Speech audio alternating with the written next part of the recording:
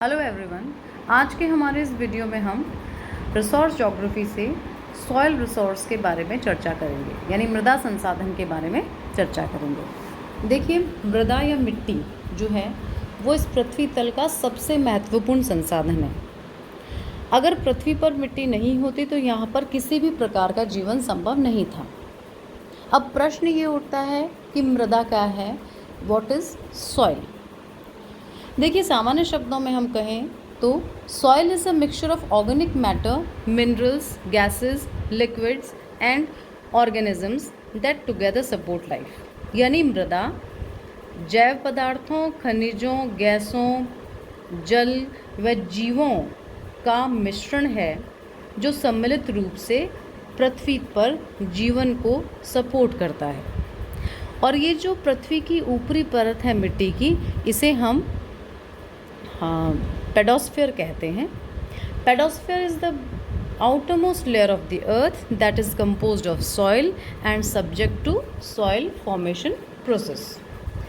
यानी मिट्टी जो है वो धरातल पर जीवन को सपोर्ट करती है, सीधी सीधी सी बात है। अब प्रश्न आता है मिट्टी की उत्पत्ति। देखिए, जो मिट्टी की उत्पत्ति है वो डिपेंड करती है पैतृक चट्टान से।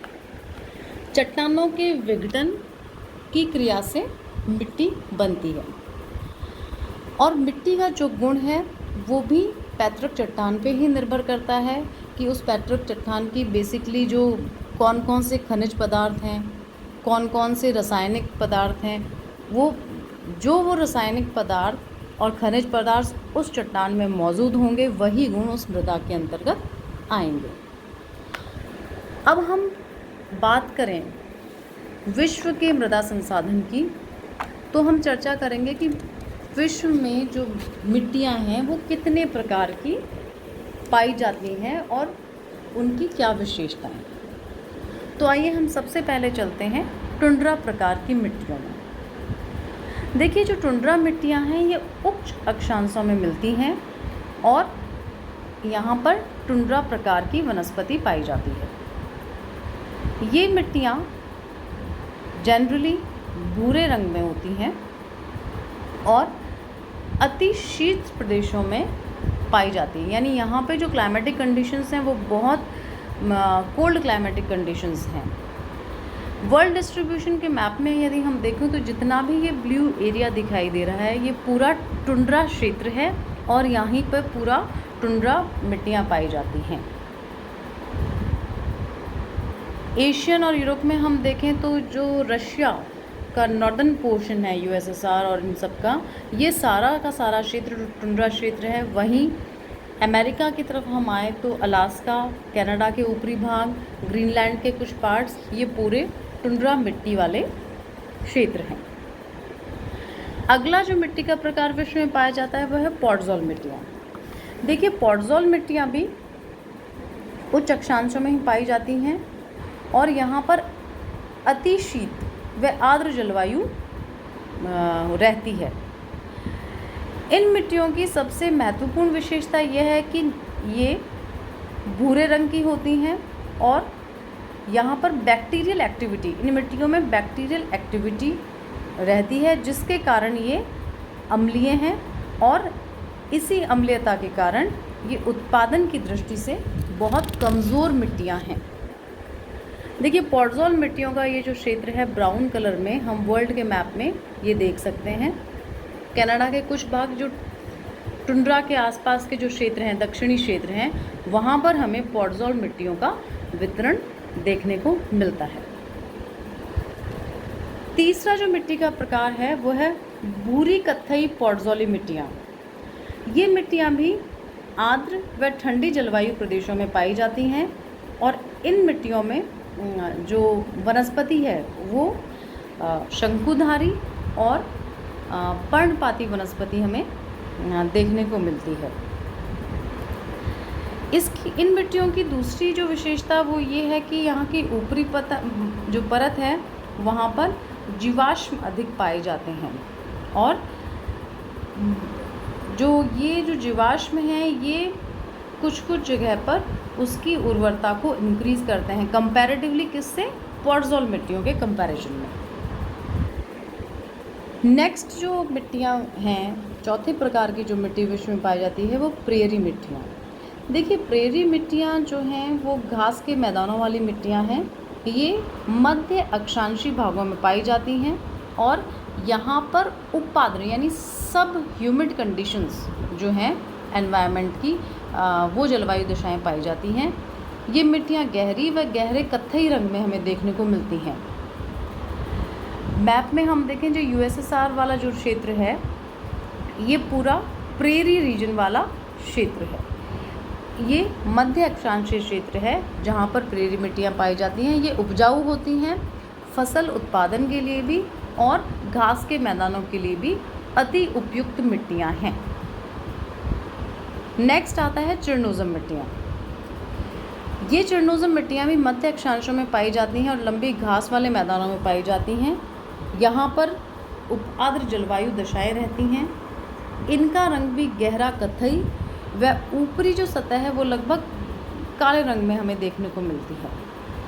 ये चरणोज़म मिट्टियाँ जो हैं वो बहुत फर्टाइल सॉइल्स होती हैं, लेकिन नमी की कमी इन मिट्टियों में हमें विशेष रूप से देखने को मिलती है, जिससे इनकी उत्पादकता जो है वो कम रहती है।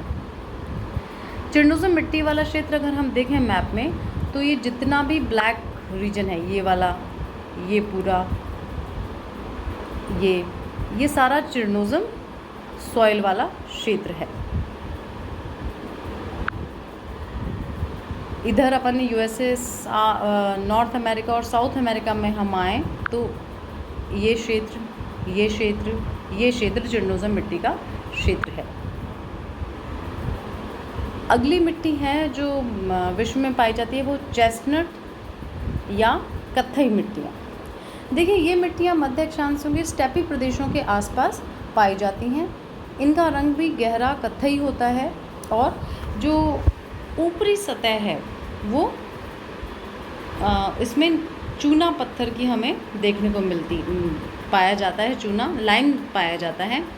और ये मिट्टियाँ जो फर्टिलिटी के पॉइंट ऑफ व्यू से बहुत फर्टाइल होती हैं, लेकिन अगर यहाँ पे वाटर की कंडीशंस अवेलेबल नहीं हैं, पानी अवेलेबल नहीं है, तो ये इसकी उत्पादक जो क्षमता है, प्रोडक्शन जो कैपेसिटी है वो कम हो जाती है।